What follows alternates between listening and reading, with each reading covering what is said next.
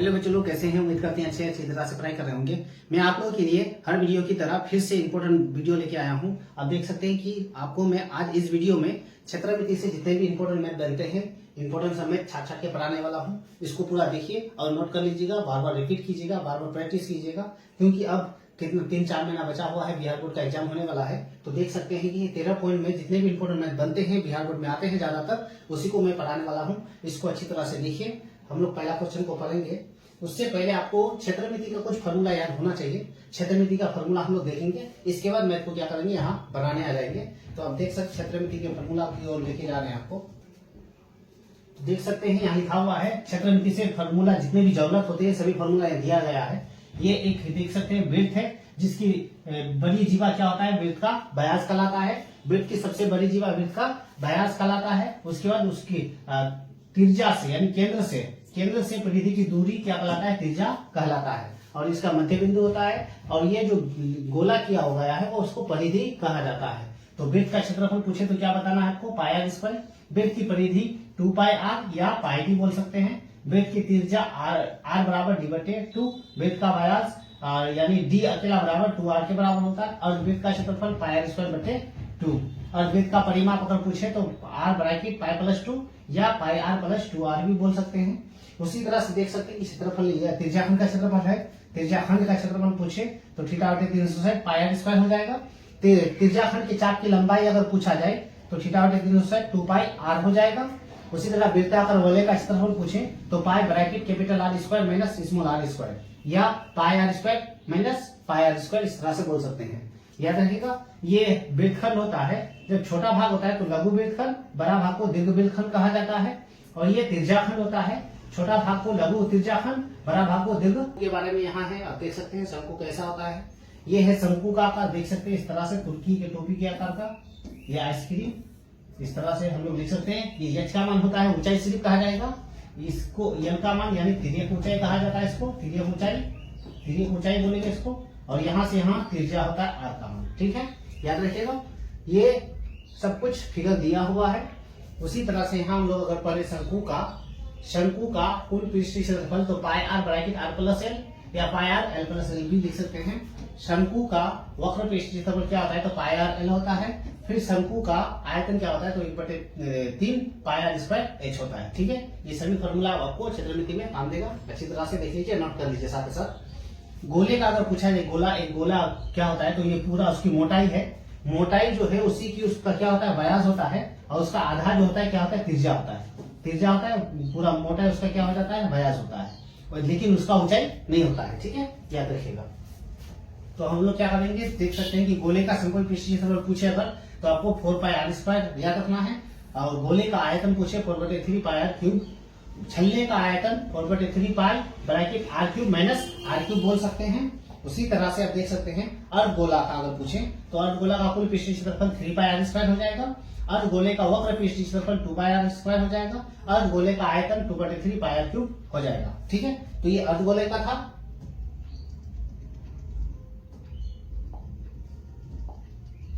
तो ये अर्धगोले का था। आप देख सकते हैं यहाँ अर्धगोला है हम लोग का। ये अर्धगोला है, आधा गोला।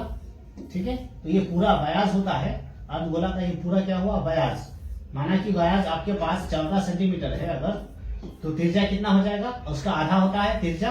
यहाँ से यहाँ त्रिज्या होता है तो त्रिज्या कितना हो जाएगा, 7। यानी पूरा अगर व्यास का मान कितना दिया है, 14। मोटाई पूरा उसका 14 है तो त्रिज्या कितना हो जाएगा, 7। ठीक है, तो अर्धगोला। और हमेशा याद रखिएगा अर्धगोला की त्रिज्या ही क्या बन जाती है, ऊंचाई के बराबर बन जाती है। ऊंचाई तो नहीं होता है अर्धगोला में, त्रिज्या ही क्या बन जाता है, ऊंचाई बन जाता है। कहने का मतलब अगर यहाँ से यहाँ 7 है तो यहाँ से यहाँ भी कितना हो जाएगा, 7 हो जाएगा। ठीक है, यहाँ से यहाँ भी कितना हो जाएगा, 7। उसकी त्रिज्या ही बराबर क्या बन जाता है, ऊंचाई बन जाता है। तो हम लोग अर्धगोले का पृष्ठीय क्षेत्रफल 3 पाई आर स्क्वायर, अर्धगोले का वक्र पृष्ठीय क्षेत्रफल 2 पाई आर स्क्वायर, अर्धगोले का आयतन 2/3 पाई आर क्यूब होता है। ठीक है, तो देख सकते हैं क्षेत्रमिति में ये सभी मैथ है। इस सभी मैथ को हम लोग क्या करने वाले हैं, पढ़ने वाले हैं। देख सकते हैं अभी इस मैथ को हम लोग क्या करेंगे, अच्छी तरह से समझेंगे और मैथ को हल करेंगे। ठीक है, तो पढ़ेंगे। देख सकते हैं क्वेश्चन लिखा हुआ है 2 घन जिनमें से प्रत्येक का आयतन कितना दिया हुआ है, 64। तो 2 घन है तो हम लोग क्या करेंगे, पहले एक ठो घन बनाते हैं। यहाँ एक घन बना रहे हैं हम लोग। ठीक है, पहले एक घन बना रहे हैं।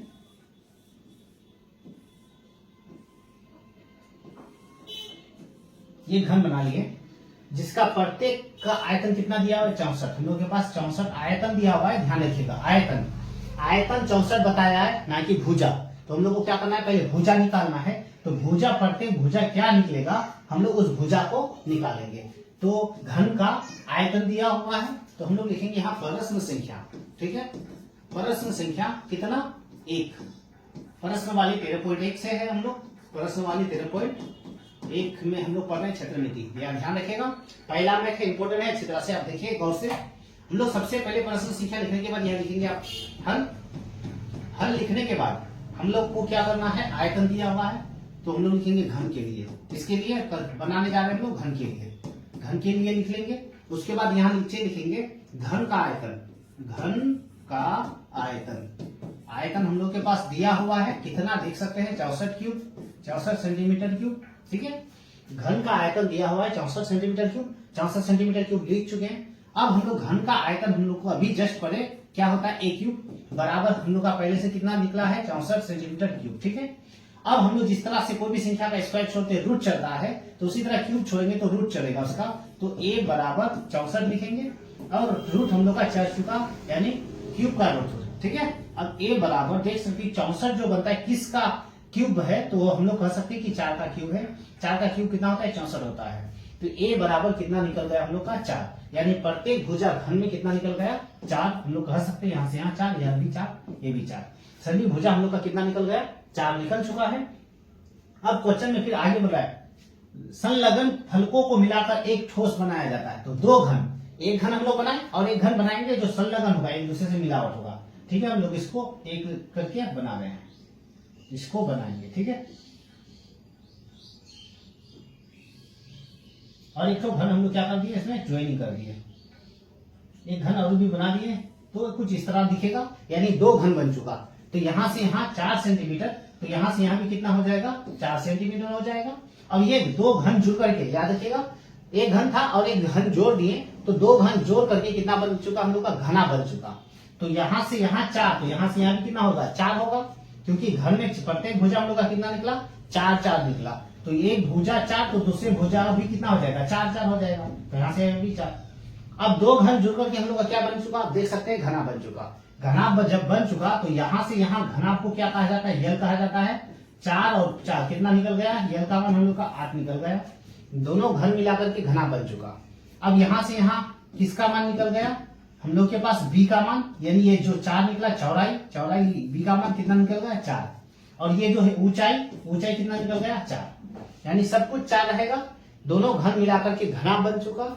यहां से यहां यल का मान जो 8 हो चुका, पहला घन में 4, यहाँ भी 4 जुड़ के 8 हो चुका। ये h का मान, ऊंचाई का मान 4, ये b का मान जो 4 निकला। अब हम लोग को क्वेश्चन में फिर आगे बढ़ेंगे, इससे प्राप्त घनाभ का पृष्ठीय क्षेत्रफल ज्ञात कीजिए। तो अब ये जो घना बन गया इसका फिर क्षेत्रफल निकालना है। तो हम लोग को आयतन से भुजा निकला, दोनों घन को मिलाए घना बन चुका। अब घनाभ का हम लोग क्या करेंगे, क्षेत्रफल लगाएंगे। तो इसको उतार लीजिए आप। अब हम क्या करने वाले हैं, घनाभ का क्षेत्रफल लगाने वाले हैं। तो हम लोग क्या करेंगे, घनाभ का क्षेत्रफल लगाएंगे। तो इसलिए हम लोग लिखेंगे फिर पुनः लिखेंगे, उसके बाद लिखेंगे घनाभ का क्षेत्रफल क्या होता है। तो जानते हैं आप, अभी आप लोग दिखाएं 2 बराबर LB plus BH plus H और L होता है, ठीक है। 2 की जगह 2, L का मान हम लोग के पास कितना निकला देख सकते हैं 8 गुना B का मान कितना निकला 4, प्लस 4 गुना H का मान फिर 4, 9 8 है, H का मान 9 4 है, प्लस H का मान फिर कितना है हम लोग के पास 4 गुना L का मान सिर्फ कितना निकला है 8 दे देंगे। याद रखिएगा इन दोनों के बीच गुना है, गुना दिए, प्लस फिर गुना है गुना, इन दोनों के बीच गुना। 2 की जगह 2 लिखे, 8 चूंकि कितना हो जाएगा गुना करने पर 32, ठीक है।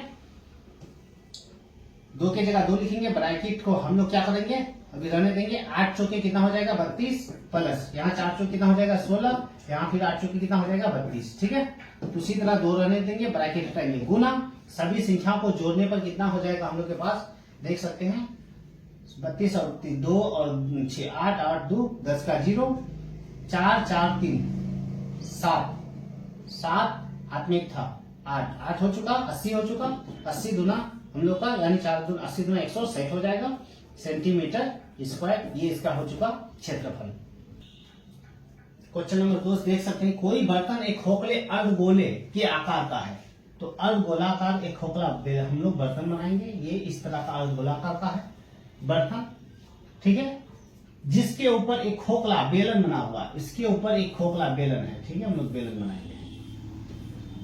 बेलन इस तरह से होता है, आप लोगों को अभी दिखाया, तो इस तरह बेलन बना लेंगे। अर्धगोला के ऊपर क्या है, बेलन है, बेलन बना चुके।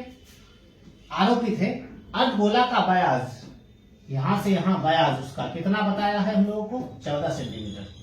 अभी बताए व्यास अगर 14 सेंटीमीटर है तो उसका आधा त्रिज्या हो जाता है कितना, 7। तो यहां से यहां त्रिज्या यानी आर का मान, आर बराबर कितना हो जाएगा, 7। ये त्रिज्या का मान हो जाएगा। पूरा मोटाई 14 है तो उसका आधा कितना हो जाएगा, 7 हो जाएगा। इस बर्तन की कुल ऊंचाई कितना है, 13 सेंटीमीटर, यानी यहां से लेकर के यहां तक टोटल जो बर्तन बना है 13 सेंटीमीटर है। तो इस बर्तन का आंतरिक पृष्ठीय क्षेत्रफल ज्ञात कीजिए, यानी बेलन और अर्धगोला का हम लोग को क्षेत्रफल निकालना पड़ेगा, ठीक है। याद रखिएगा कि जबकि हम लोग को पास अर्धगोला में ऊंचाई नहीं होता है, आपको इससे पहले हम बताए कि ऊंचाई जो नहीं होता है तो इसका ऊंचाई तो मुझे जोड़ना नहीं है।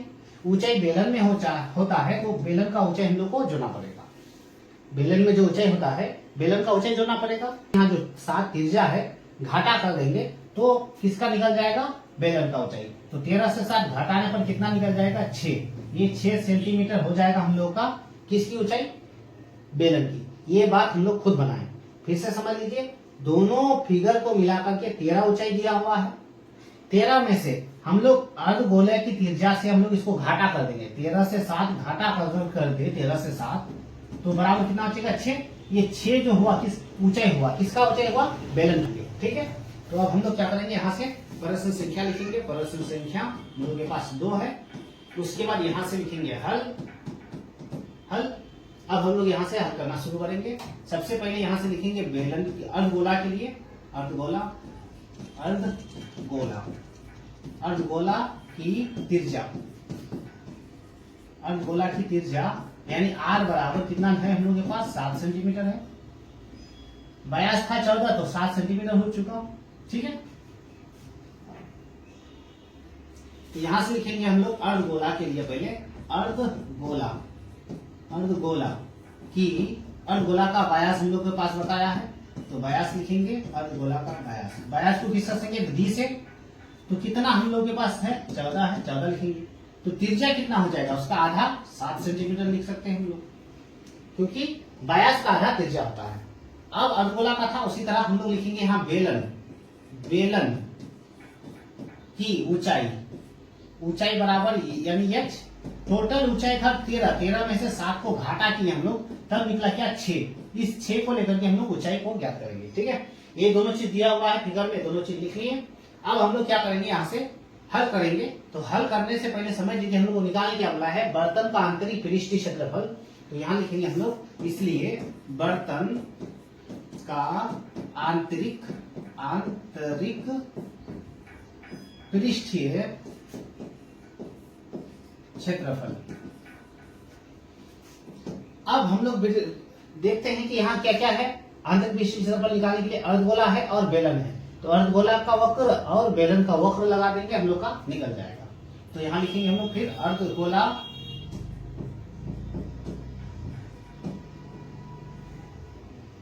यहाँ लिखेंगे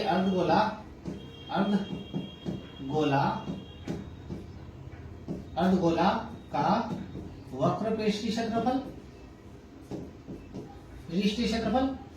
उसके बाद फिर एक दूसरे से ज्वाइनिंग है, बेलन है प्लस, तो यहाँ लिखेंगे प्लस में बेलन का वक्र पृष्ठीय क्षेत्रफल, ठीक है। अब देख सकते हैं कि अर्धगोला का वक्र पृष्ठीय क्षेत्रफल क्या होता है, तो 2 पाई आर होता है, ये अभी आपको बताएं, 2 पाई आर होता है, प्लस बेलन का क्या होता है, वक्र पृष्ठीय क्षेत्रफल पाई आर एल होता है, ठीक है। इसका होता है अर्धगोले का वक्र पृष्ठीय क्षेत्रफल 2 पाई आर होता है और 2 पाई आर स्क्वायर होता है, और इसका बेलन का वक्र होता है 2 पाई आर एच होता है, ठीक है। ये दोनों फॉर्मूला इसका होता है।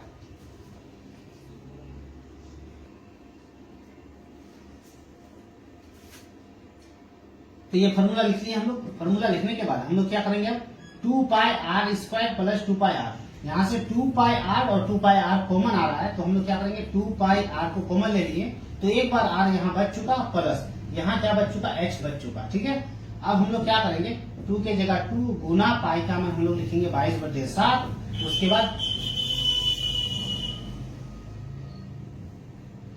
देख सकते हैं यहाँ 2 के जगह 2, पाई का मान 22/7 है, हम लोग का 22/7 लिखेंगे।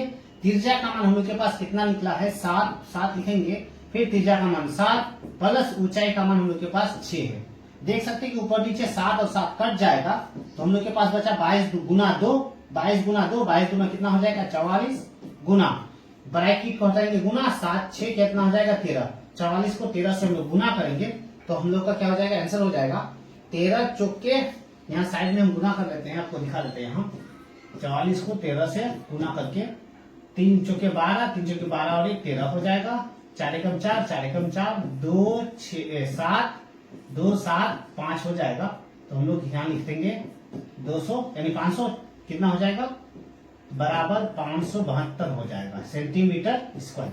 तो ये हो जाएगा इसका आंसर। लिखा हुआ है तीसरा क्वेश्चन में एक खिलौना है जिसकी त्रिज्या 3.5 सेंटीमीटर जो शंकु के आकार का है। फिर हम लोग शंकु को बनाएंगे, ये शंकु इस तरह का है। ठीक है, अब शंकु के ऊपर एक क्या है अर्धगोला है जो हम लोग इस तरह से अर्धगोला दे देंगे। क्वेश्चन में बता दें कि एक अर्धगोला है जो उस पर क्या है आरोपित है, अर्धगोला बना दिए। अब इसका हम लोग त्रिज्या खींचेंगे, ये शंकु की ऊंचाई होती है ये संकेत, ये शंकु की तिर्यक ऊंचाई होती है और यहाँ से यहाँ त्रिज्या होती है। ठीक है, त्रिज्या कितना बताया है 3.5 बताया, हम लोग को 3.5 लिख देना है। उसके बाद और कुछ नहीं बताया, और इस खिलौने की कुल ऊंचाई कितना बताया है 15.5। तो यहाँ से लेकर के यहाँ तक टोटल ऊंचाई हम लोग को बताया है 15.5 सेंटीमीटर बताया है, सेंटीमीटर लिख लेंगे।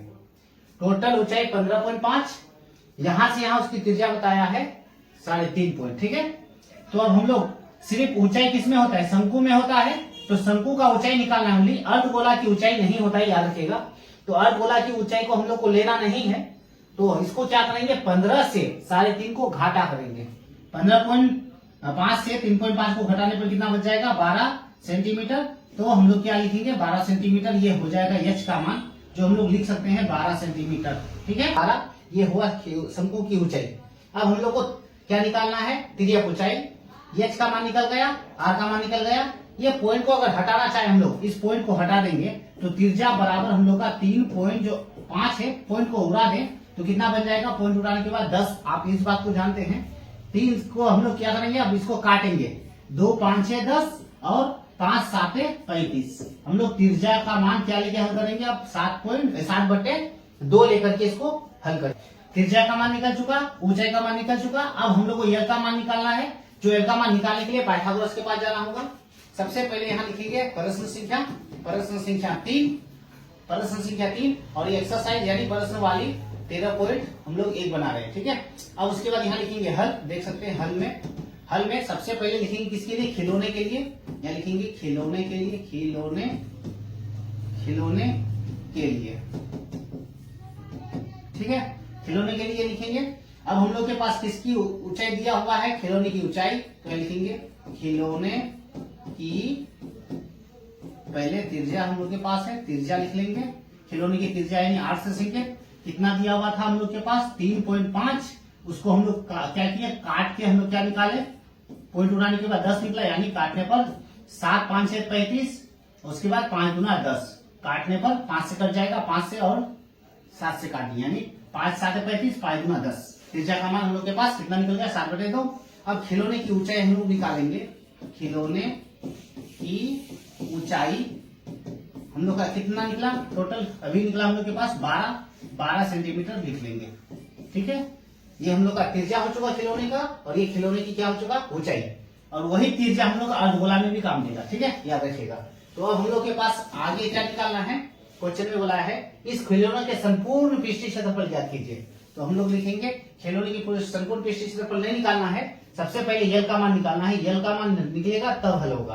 तो यल का मान निकालने के लिए यहाँ हम लोग लिखेंगे, इसलिए एल स्क्वायर बराबर H square plus R square लिखना है, क्योंकि ये पाइथागोरस का सूत्र है।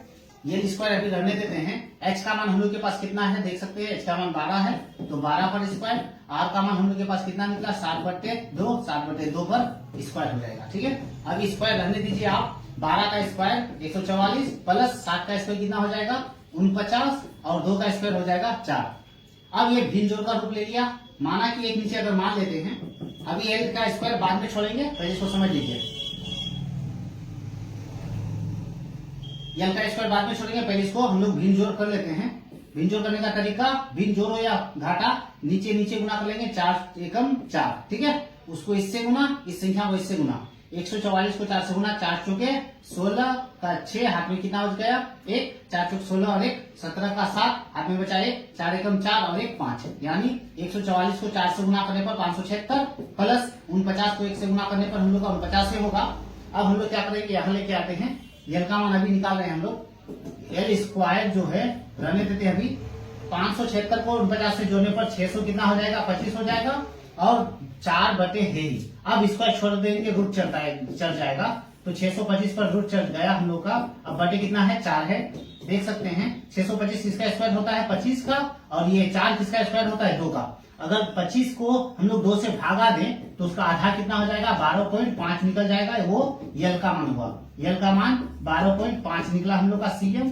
अब पता क्या चला, शंकु से एच का मान निकल गया, त्रिज्या का मान निकल गया 7/2 और यल का मान निकल गया, यानी यल का मान निकला 12.5।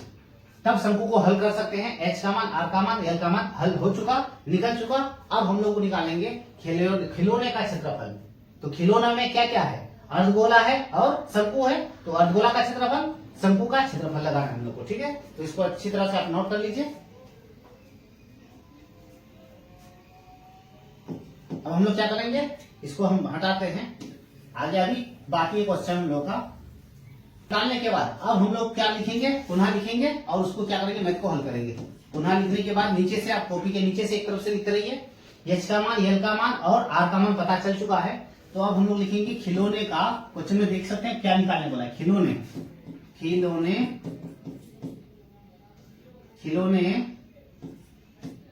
खिलौने का संपूर्ण पृष्ठीय क्षेत्रफल, संपूर्ण पृष्ठीय क्षेत्रफल निकालना है। तो खिलौना में क्या क्या है आप उस चीज को पहचानिए। अर्धगोला है और शंकु है, तो अर्धगोला का वक्र और शंकु का वक्र यहाँ लिखेंगे। अब हम लोग अर्धगोला का वक्र पृष्ठीय क्षेत्रफल, वक्र पृष्ठीय क्षेत्रफल प्लस करेंगे क्योंकि एक दूसरे पर आरोपित है। उसके बाद शंकु का वक्र पृष्ठीय क्षेत्रफल, शंकु का वक्र पृष्ठीय क्षेत्रफल। ठीक है, तो अर्धगोला का वक्र पृष्ठीय क्षेत्रफल क्या होता है 2πr स्क्वायर, उस प्लस फिर शंकु का वक्र होता है πrl होता है। ठीक है, ध्यान से देखिएगा, हम लोग को निकालना है शंकु और अर्धगोला, शंकु और अर्धगोला का क्षेत्रफल निकाल रहे हैं। तो अर्धगोला का क्षेत्रफल 2πr स्क्वायर और शंकु का वक्र क्षेत्रफल πrl होता है। अब हम लोग यहाँ से कॉमन अगर ले तो देख सकते हैं कि कॉमन क्या क्या आएगा हम लोग के पास, तो πr और πr कॉमन आ जाएगा।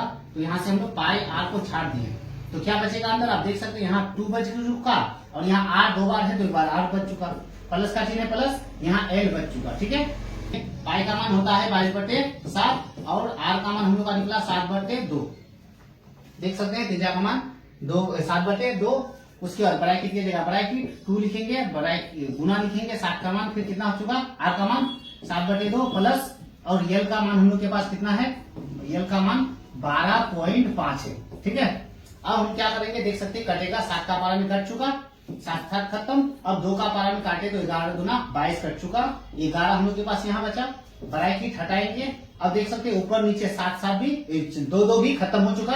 अब बचा हम लोग के पास 7 + 12, 7 + 12 यानी 7 और 12 कितना हो चुका 19 पॉइंट कितना हो चुका हम लोग के पास 5, 19.5। 11 का गुना 19.5 से करेंगे हम लोग, और गुना करने पर हम लोग के पास कितना निकल जाएगा 21, यानी 214.5 निकल जाएगा। देख सकते हैं 11 5 55 का 5, हाथ में बचेगा 5, 11 नाम 99, 99 और 5 104, 104 का 4 हम लोग के बचे 10 बचेगा, 11 कम 11 और 10 21। ये हो जाएगा इसका खिलौने का आंसर। तो ये बहुत इंपॉर्टेंट मैथ था, इसको अच्छी तरह से नोट कर लीजिए, अपने फ्रेंड को भी अगर है तो उसको भी बोलिए कि इसमें आके के ज्वाइन कर लीजिए। क्लास में सलाम सर का बहुत ही सस्ता में आपको मिल रहा है और बहुत ही इंपॉर्टेंट है, जो आपको हर हालत में बिहार बोर्ड में आएगा इस सब क्वेश्चन। ठीक है, थैंक यू।